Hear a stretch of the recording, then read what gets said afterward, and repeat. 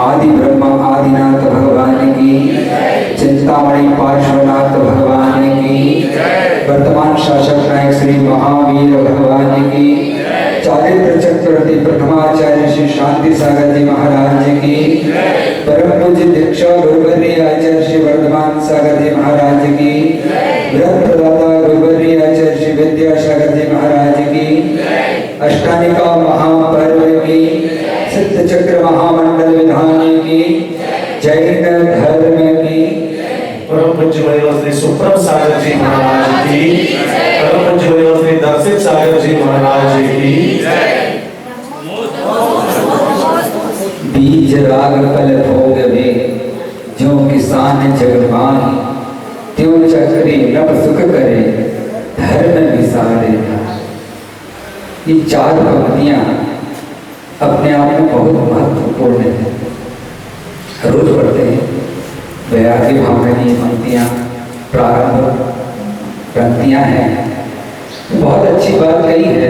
लौकिक उदाहरण के साथ में बात कहते हुए कहा, बीज राग फल भोग में जो किसान जगमाए। संसार में किसान जो है कैसा है, बहुत ही बुद्धिमान है। क्या करता है वो, जब फसल आती है तो उसमें से अच्छे अच्छे किस्म का वो अनाज निकाल करके अलग रखता है और बाकी का उपभोग करता है, बिक्री करता है। तो बचा करके रखा, काहे के लिए बचा के रखा, बीज के लिए, अगली फसल के लिए। उन बीजों को संभाल करके उस धान को, उस धान्य को संभाल करके रखता है, वो भी कैसा उत्तम किस्म का होता है। उसी प्रकार संसार में जो कुछ भी सामग्री प्राप्त हो रही है, भोग आदि की सामग्री है, वो सब इसके माध्यम से हो रही है। उसका बीज क्या है, उसका मूल क्या है। अगली लाइन में कहा, त्यों चक्री नभ सुख करे धर्म विसारे। उसी प्रकार चक्रवर्ती भी अपनी सुख संपदा को भोगता है, पर क्या कर रहा है, वो धर्म को भूलता नहीं है। क्यों? क्योंकि वो संपदा, वो सुख का बीज क्या है। आचार्य ने कहा, वो सुख संपदा का बीज धर्म है।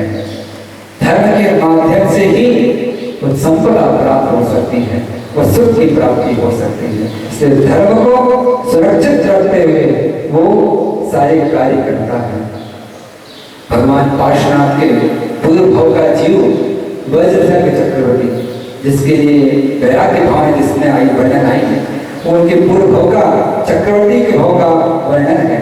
उन्होंने उस समय में मुनि महाराज के सामने वैराग्य भाव उत्पत्ति में उसका चिंतन किया और उसमें उन्होंने कहा कि मुझे सब कुछ जो कुछ मिला तो किसके माध्यम से मिला, धर्म के माध्यम से मिला। धर्म के बिना कोई भी संपदा प्राप्त होने वाली नहीं है। आज आपको जो कुछ मिला है वो सब धर्म के ही माध्यम से मिला है। एक बार की घटना है, एक नगर में मुनि महाराज आहार करने आए। उस नगर के नगर सेठ की बहू ने उन मुनि महाराज का प्रदान किया। प्रदान पूरी नौदा भक्ति पूर्वक, श्रद्धा, विवेक, श्रावक के जो सात गुणों से युक्त होकर उसने मुनि महाराज का प्रदान किया, आहार दान दिया और निर्विघ्न मुनि महाराज का आहार संपन्न हुआ। प्राचीन काल में परंपरा यह थी कि मुनि महाराज नगरों में नहीं रहते थे, नगरों से दूर वनों में या नगर के बाहर जो चैत्यालय, जिनालय आदि बने हुए थे उनमें रहते थे। इसलिए श्रावक मुनि महाराज जंगल में रहते तो नहीं पहुंच पाता। तो क्या होता था कि मुनि महाराज को श्रावक निवेदन करता था कि हे भगवान, हमको कुछ धर्म का उपदेश दीजिए। उन मुनि महाराज का भी आहार निर्विघ्न संपन्न हुआ और उसके बाद में उस सेठ की बहू ने मुनि महाराज से निवेदन किया कि हे भगवान, हमारे लिए कोई धर्म का उपदेश दीजिए। आगे में वर्णन किया गया है, जब भी उपदेश देना है तो प्रारंभ में मुनि धर्म का उपदेश दिया जाता है। उसके पश्चात अगर वो साधक जो भव्य जीव है, अगर मुनि धर्म को अंगीकार करने में असमर्थ है तो उसके लिए श्रावक धर्म का उपदेश दिया जाता है। मुनि महाराज ने भी उसी क्रम से पहले मुनि धर्म का विवेचन किया, श्रावक धर्म का विवेचन किया। उस बहू ने श्रावक के व्रतों को स्वीकार किया। उस बहू के मन में एक प्रश्न आ गया। उसने प्रश्न किया मुनि महाराज से, हे भगवान, इतनी सुबह सुबह कैसे आए आप? क्या प्रश्न किया? इतनी सुबह सुबह कैसे? मुनि महाराज ने उत्तर दिया, समय का पता नहीं। क्या कहा? समय का पता नहीं, क्योंकि पुराने समय में घड़ियां नहीं होती थी। क्या घड़ी नहीं होती थी? सूरज की रोशनी पड़ रही है और पेड़ आदि की परछाई के माध्यम से समय ज्ञात कर लिया जाता था कि कितना समय हुआ है। तो मुनि महाराज ने क्या उत्तर दिया? समय का पता नहीं। अब मुनि महाराज ने प्रश्न किया बहू से कि तुम्हारी उम्र कितनी है? क्या प्रश्न किया? आज के जमाने में तो महिलाओं से उम्र नहीं पूछी जा सकती, मुश्किल है। क्योंकि एक बार की घटना है, एक ठाकुर थे, उनसे पूछा गया, अरे ठाकुर साहब आपकी उम्र कितनी है? बोले मेरी उम्र 40 साल। ठीक, 5 साल बाद फिर किसी ने पूछा कि ठाकुर साहब आपकी उम्र कितनी है? 40 साल। फिर 5 साल बाद पूछा, ठाकुर साहब आपकी उम्र कितनी? बोले 40 साल। बोले ठाकुर साहब क्या बात है, आप 10 साल में पूछा तो अभी 40 साल और अभी भी 40 साल।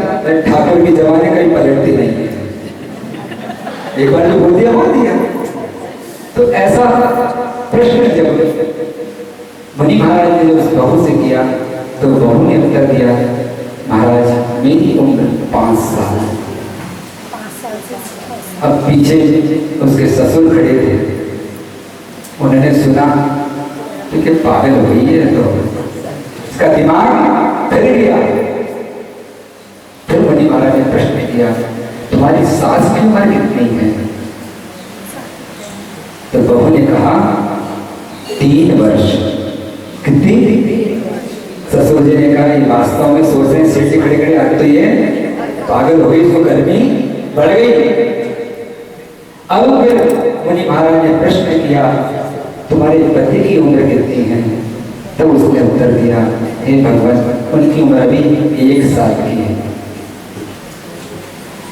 फिर मुनि महाराज ने प्रश्न किया कि तुम्हारे ससुर की उम्र कितनी है? तब बहू ने कहा, अभी वो पैदा नहीं हुए। सेठ जी का दिमाग खराब, अरे मैं पैदा नहीं हुआ तो ये आई कैसे घर में? सेठ जी ने कहा, ये तो आज वास्तव में इसको बहुत ज्यादा गर्मी चढ़ गई है और भोजन पानी हुआ नहीं है, इसलिए उठपटांग कुछ भी उत्तर दे रही है। मुनि महाराज ने आखिरी प्रश्न किया कि तुम ताजा खाते हो कि बासी? तो बहू ने कहा, बासी खाते हैं। सेठ जी का दिमाग खराब हो गया कि रोज ताजा बना बना के खाती है, रोज नई नई चीजें बना बना के खाती है, फिर भी कह रही बासी खाते हैं। आज तो वास्तव में इसका दिमाग पूरी तरह से खो गया है। अब मुनि महाराज ने तो अपना पीछे कमंडल उठाया और वे नगर के बाहर स्थित जिनालय में चले गए। अब घर में तूफान मच गया। सेठ जी ने तो तूफान खड़ा कर दिया कि ये इसने पूरी इज्जत बिगाड़ दी, हमारे घर का खानदान का नाम बिगाड़ खत्म कर दिया, हमारे कुल का बदनामी कर दिया हमारे कुल की। तो बहू ने पूछा, ऐसा क्या हो गया ससुर जी, आप ऐसा क्यों इतनी जोर से गुस्सा हो रहे हैं?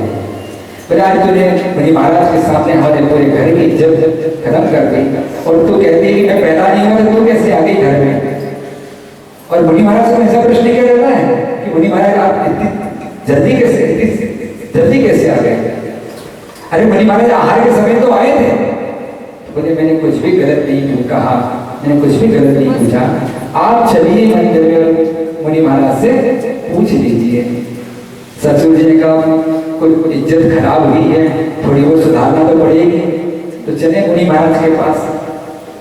तब वे गए और उन्होंने मुनि महाराज को हाथ जोड़ के कहा, हे भगवान मेरी बहू थोड़ी सी ढीली है, उसका एक स्क्रू थोड़ा ढीला है, आप उसकी बात का बुरा न मानना और उसकी बात को आप थोड़ा सा ऐसी समझना, जो पागल लोग बातें कैसी करते हैं वैसी बातें करते हैं। तब मुनि महाराज ने उत्तर दिया कि सेठ जी आपकी बहू बहुत समझदार है। उसने मुझसे प्रश्न किया कि इतनी सुबह सुबह कैसे?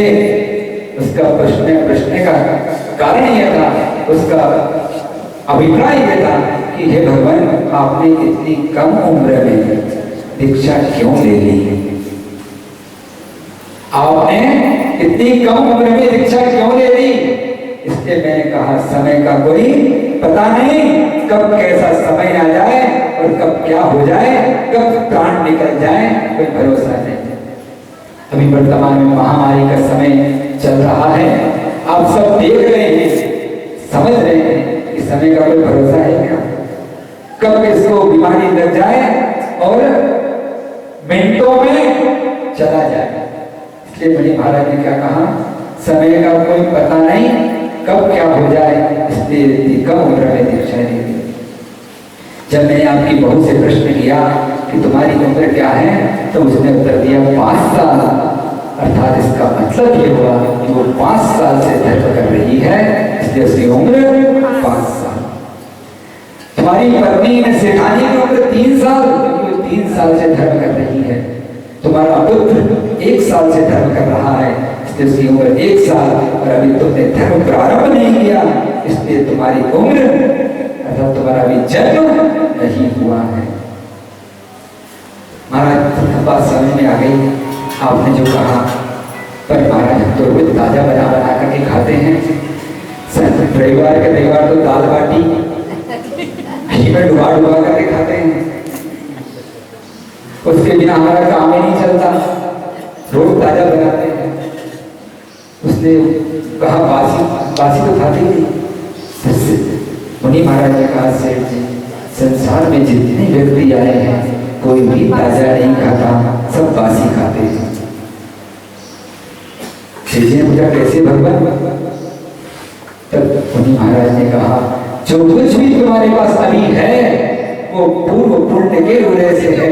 जो पहले तुम धर्म करके आए हो उसका अभी तुम खा रहे हो, इसलिए तुम ताजा नहीं बासी खाते हो। संसार का कोई भी व्यक्ति ताजा नहीं खा रहा, जो कुछ उसने पहले धर्म किया पुण्य कमाया उसका उसको फल वर्तमान में मिल रहा है, इसलिए हमेशा बासी ही खा रहे हैं। अब आप अपने अपना धगा लेना कि आपकी सबकी उम्र क्या है, पूजन कर लेना, भगवान का अभिषेक कर लेना, महाराज को आहार दे लेना, इतना ही मात्र धर्म नहीं है। धर्म को अपने जीवन में अंगीकार करना, कल भी हमने कहा था, जब तक जीवन में धर्म उतर न जाए हमारे तब तक वो धर्मात्मा नहीं हो सकता। ऐसे तो वास्तव में धर्म करने वाले इस प्रकार तो बहुत मिल जाएंगे, पूजन पाठ करने वाले बहुत मिल जाएंगे, भगवान को निलाने वाले तो बहुत मिल जाएंगे, भगवान का अभिषेक करने वाले कम मिलेंगे। क्या काम है? भगवान को निलाने वाले तो बहुत मिलेंगे, पर भगवान का अभिषेक करने वाले कम मिलेंगे। वो अभिषेक क्यों किया जाता है, क्या उसका फल है, उसकी क्या क्रिया है, उसका क्या प्रतिफल हमें प्राप्त होगा, ये जब तक हमें ज्ञात नहीं है तो भगवान पर आप कलशों डालो या घड़े से डाल दो, कोई मतलब का नहीं है। आए जैसे भैया जी ने कहा हम तो पहले भी देखे थे अभी भी देखते थे। आए उठाया कलश डाला कपड़ा और क्या करते हैं तो से दे दीजिए, नहीं व्यवस्था एक और भैया जी आपने ध्यान नहीं दिया होगा, हमने और ध्यान दिया है। एक कपड़ा हाथ में रखते हैं, भगवान को यहाँ लगाते हैं, भगवान के सीने पे लगाते हैं या मुंह पे दाढ़ी पे लगाएंगे और बना देगा।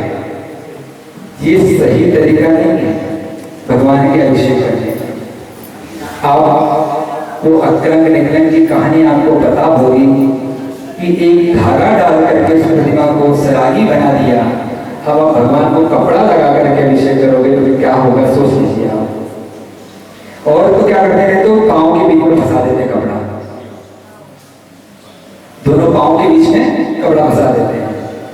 भगवान की वीतरागता को वीतरागता बने रहे तो भगवान का अभिषेक करो तो कम से कम क्रियापूर्वक विधि पूर्वक करो, तभी वही साथ वास्तविक धर्म कहलाएगा। नहीं तो आप नाम के धर्मात्मा हो सकते हैं, काम के धर्मात्मा नहीं।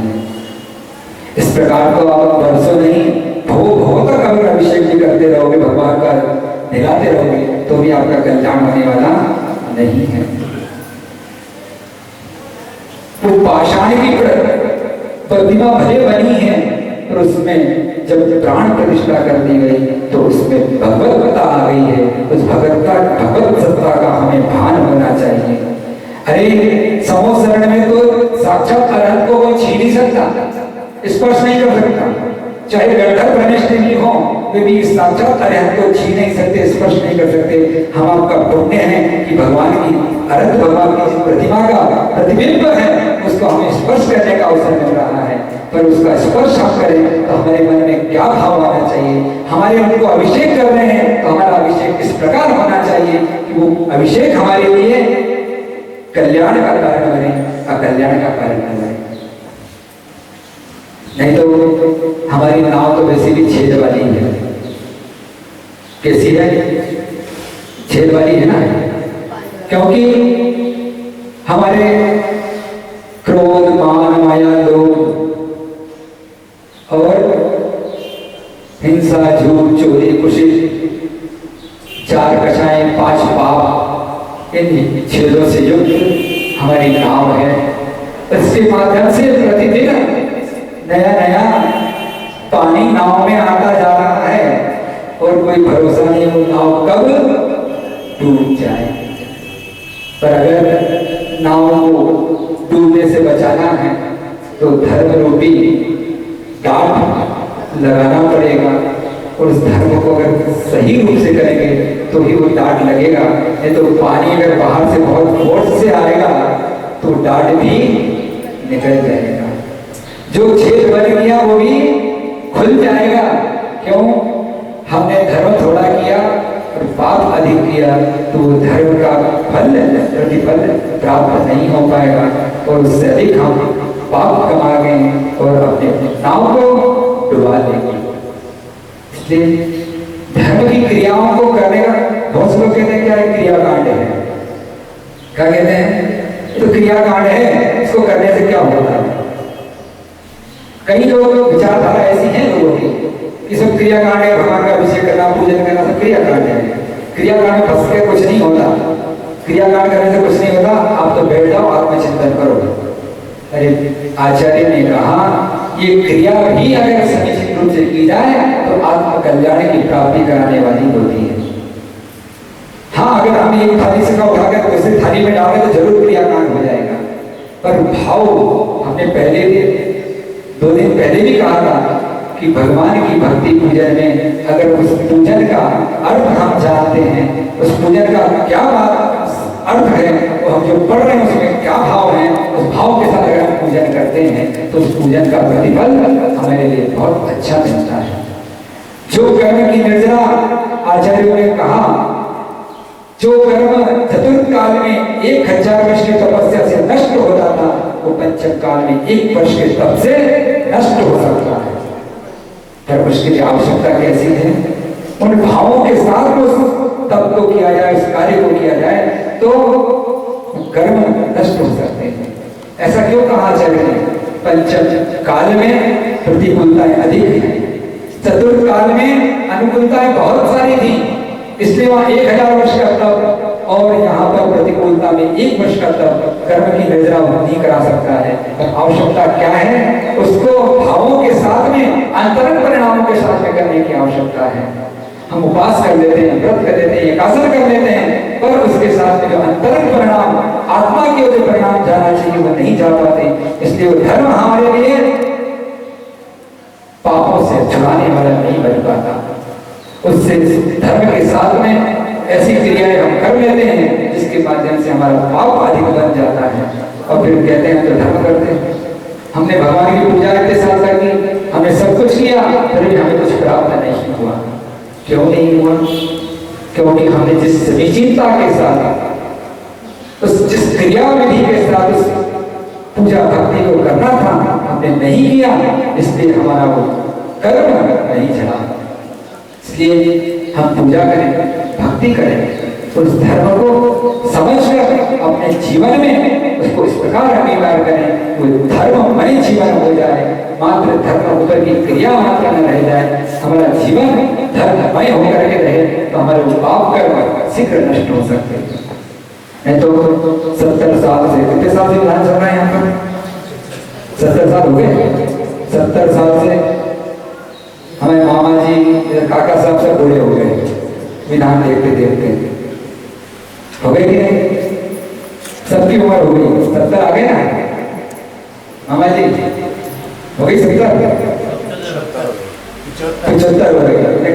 जब मामा जी 5 साल के जब से देख रहे हैं कि विधान हो रहा है, अब इस विधान को देखने और करने का हमारे जीवन में क्या फायदा हुआ, क्या मिला हमें, इसका आकलन हमारे लिए होना चाहिए कि हम इस विधान को इतने समय से हम कर रहे हैं पर हमने अपने जीवन में उसका क्या प्रतिफल प्राप्त किया।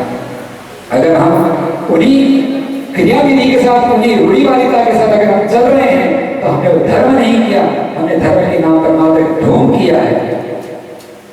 वो हमारे लिए कल्याण का कारण नहीं बन सकता, उल्टा हमारे लिए वो अकल्याण का कारण हो जाएगा। इसलिए उस धर्म की क्रिया को हम करें तो किस प्रकार कर उस धर्म को समझकर उस धार्मिक क्रिया को अपने जीवन में आत्मसात करके करें कि भगवान मैं आपका अभिषेक कर रहा हूँ, भगवान मैं आपकी पूजा कर रहा हूँ, वो क्यों कर रहा हूँ? भगवान आपने जिस प्रकार से इस स्नान को क्यों प्राप्त किया? क्योंकि आप कर्म बल से रहित हो गए, आपको स्नान की आवश्यकता नहीं है, पर भगवान आपके इस कर्मोदक के माध्यम से मैं अपने कर्मरज को धोना चाहता हूँ, इसलिए भगवान मैं यह अभिषेक कर रहा हूँ। भगवान आपकी पूजा करें, आप में प्रसन्न होने वाले नहीं हैं। आपकी कोई पूजा करे चाहे नहीं करे, आपको कुछ मतलब नहीं। भगवान आपकी पूजा करके मैं अपने कर्मों के निर्जरा का मार्ग खोलना चाहता हूँ, क्योंकि पूजा को आज समस्त भद्र स्वामी ने दान की गिनती में लिया है, और जो दान करता है उसके कर्मों की निर्जरा होती है। भगवान को आप भले आप रोज पूजा मत करो, भगवान का अभिषेक मत करो, कुछ कहने वाले नहीं भगवान कि क्यों नहीं आया तो मेरी पूजा अभिषेक करने, क्यों नहीं आया पूजा करने, कोई कहने वाले नहीं भगवान। ये आपके लिए है कि भगवान मेरे परिणामों की विशुद्धि हो, मेरे कर्मबल का प्रक्षालन हो जाए, इसलिए मैं भगवान आपका अभिषेक करता हूँ। मुझे दान की प्रवृत्ति आ जाए, मुझमें दान का ऐसा भाव आ जाए कि प्रतिदिन मैं दान दिया करूं, इसलिए भगवान आपकी पूजा कर रहा हूँ। भगवान आपने जिन गुणों को प्राप्त किया उन गुणों को मैं पढ़ करके स्वाध्याय करके उन गुणों को अपने जीवन में उतार सकूं, इसलिए मैं स्वाध्याय कर रहा हूँ। स्वाध्याय करने से भगवान को कोई फायदे मिलने वाला नहीं है। अब भगवान की वाणी पढ़े, भगवान को कोई फर्क नहीं पड़ने वाला, कोई वो कहने वाले नहीं है। जैसे आप लोग रोज मोबाइल में व्हाट्सएप पर स्टेटस डालते हैं ना, डालने के बाद क्या घर के बारे में क्या लिखते हैं, कितने लोगों ने देखा है ना, फिर बाद में शाम को बताएंगे आज मैंने स्टेटस डाला था, कितने लोगों ने देखा। भगवान ने जिम्मेदारी, भगवान की जिम्मेदारी घिर गई। भगवान ने कभी देखने नहीं आए कि भगवान मेरी जिम्मेदारी घिरेगी, मेरी जिंदगी सुनकर कितने लोगों ने कल्याण कर लिया। वो देखने आने वाले नहीं है, आपको समान नहीं है, पर वो आप उस जिम्मेदारी को, उस जिनवाणी को आप अध्ययन कर लेंगे, पढ़ लेंगे तो आपका कल्याण हो जाएगा। आपको वो देखने नहीं आने वाले नहीं है कि आपका कल्याण हुआ के लिए, वो तो कहकर चले गए। अब उनको आवश्यकता नहीं है कि मैं देख लूं, उनके ज्ञान में अपने आप झलक रहा है, उनको देखने की आवश्यकता नहीं पड़ती। वो देख रहे हैं कि इतने साल से स्वाध्याय कर रहा है, ये इतने साल से अभिषेक पूजन कर रहा है, पर इसका कल्याण क्यों नहीं हो, वो जान रहे हैं। वर्षों वर्षों हो गए स्वाध्याय करते करते, पर आज तक हमने कई लोगों को देखा स्वाध्याय की गद्दी पर बैठ कर स्वाध्याय करते हैं, 1 घंटा तक तो आ हा करते हैं और बाहर निकलते ही हाय हाय हाय करते हैं। गद्दी पे बैठ करते हो आ हा बिल्कुल ऐसा लगता है आत्मा में डूब गए और बाहर निकलते ही हाय हाय चालू हो जाती है। अरे ऐसा काम क्यों कर दिया, ऐसा क्यों कर दिया। बस वो हाय हाय छूट नहीं रही, वो हा उतर नहीं रही। सालों साल 2500 साल तक ग्रंथ का स्वाध्याय करने से कोई फायदा नहीं। वो स्वाध्याय जीवन में उतर जाए। रोज अभिषेक पूजन करने का कोई औचित्य नहीं। अगर वो उसका मतलब उस अभिषेक पूजन करने का उसका क्या प्रतिफल है, उसको किस प्रकार के सिद्ध किया जाता है, अगर ये नहीं जाना तो कोई मतलब नहीं है उस अभिषेक पूजन करने का। इसलिए हम रोज प्रतिदिन अभिषेक भगवान का करते हैं, पूजन करते हैं, स्वाध्याय करते हैं, तो उसका क्या प्रतिफल हमारे जीवन में मिला, हमने कितना उसको अपने जीवन में उतारा, ये महत्वपूर्ण है। नहीं तो जयनाथ परम गुरु है तो बुंदेलखंड कहते हैं घोड़ा मांगे घोड़ी हो। भगवान आपके यहाँ पूजन करने आया था और भगवान के पूजन के साथ में क्या मांगा, मेरे को घोड़ा लड़का हो जाए, लड़की हो गई। तो भगवान की पूजन करने से, ऐसी पूजन करने से कोई मतलब नहीं। भगवान की पूजन करने का मतलब ये है भगवान मैं आपके उन गुणों को प्राप्त कर सकूं, इसलिए आपके गुणों का अनुवाद कर रहा हूँ, गुणानुवाद कर रहा हूँ।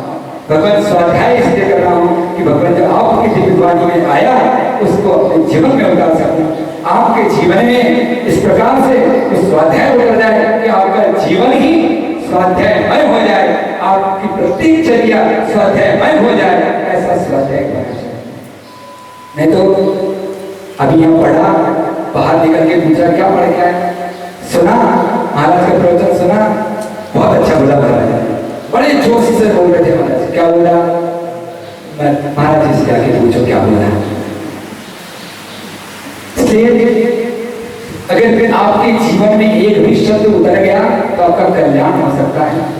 एक घटना है, एक चोर था, उसको उसके पिताजी ने कहा बेटा गलती से भी जिन मंदिर में घुस मत जाना, जिनेंद्र भगवान के मंदिर में चले मत जाना, मुनि महाराज की वाणी से मत लेना, नहीं तो मुश्किल हो जाएगी तेरे लिए। एक दिन चोरी करके जा रहा था तो पीछे से सैनिक पड़ गए। अब उसको मुश्किल हो गई, उसको एक ही रास्ता बचा, तो गलती से मंदिर में घुस गया। अब मंदिर में घुसा तो दोनों कानों में उंगली घुसा ली, कुछ सुनाई न दे जाए, पर उसको क्या खुजली चल गई, तो एक कान की उंगली निकल गई और कान में शब्द पड़ गए, देवों की परछाई नहीं पड़ती। क्या शब्द सुनाई दिया, देवों की परछाई नहीं पड़ती, और उसमें फट से उंगली घुसा ली। इतना सुना था, बाद में कोई घटना ऐसी घटी, साथी जो चोर थे उन्होंने उसको डराने के लिए, उसका माल हड़पने के लिए प्रपंच रचा और भूत आदि बन करके उसको परेशान करना सोचा। तो उसने क्या देखा कि जो आया है इसकी परछाई पड़ रही है। क्या देखा, उसकी परछाई पड़ रही है। मैं जैन मंदिर में मुनि महाराज की बात सुन करके आया हूँ कि देवों की परछाई नहीं पड़ती, और जैन मुनि महाराज कभी असत्य नहीं बोलते, झूठ नहीं बोलते, ये मतलब इसकी परछाई पड़ रही है, देव हो नहीं सकता, ये भूत हो नहीं सकता, जरूर कोई मुझे ठगने वाला है। और उसने सोचा कि इतनी सी बात से मेरा बच सकता है, पूरी बात सुनते तो कितना हो सकता है। एक बात उसने अपने जीवन में याद रख ली, उसका कल्याण हो गया। उसने जाकर के मुनि महाराज के चरणों में पड़ गया और श्रावक के व्रत ग्रहण करके बाद में आगे दीक्षा लेकर के उसने आत्मा कल्याण कर लिया। आप भी अगर एक बार अपने जीवन में भगवान की वाणी की सुनी, पढ़ी और अपने जीवन में उतार दी, तो आपका भी कल्याण हो सकता है। आपके जीवन में उस कल्याण की प्राप्ति हो, उस अनंतानंद से भगवान ने जो सुख प्राप्त किया, उस शाश्वत सुख की आपको भी प्राप्ति हो। आपके जीवन में जो क्रियाएं कर रहे हैं उसके माध्यम से मात्र पुण्य की प्राप्ति हो, और क्रियाओं को इस प्रकार के करते चले जाएं कि आत्म कल्याण का मार्ग आपको प्राप्त हो जाए। इन्हीं मंगल भावना के साथ पूरे अनंतानंद भगवान की